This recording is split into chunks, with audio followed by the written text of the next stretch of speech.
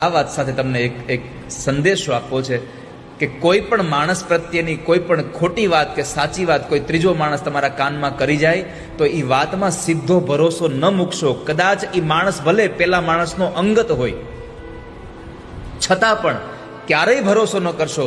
તમારી આંખ એક વાર નહીં, બે વાર નહીં, 3 વાર જોવે પછી એનો ભરોસો કરવો, અને તમારી નરી આંખે જોયા પછી પણ એક વખત વિચારવું કે આ વસ્તુ બની શકે ખરી. આપણે તો કોઈકનું સાંભળ્યું નથી અને તરત જ એને આપણે સ્વીકાર લીધું નથી.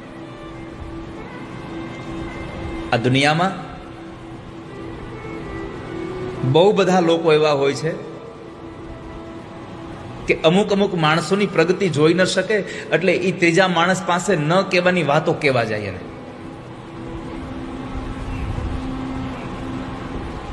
પણ આવા માણસોથી સાવધાન રહેજો.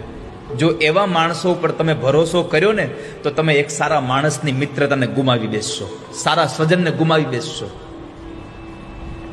માટે એવા માણસોનો ભરોસો ન કરીએ.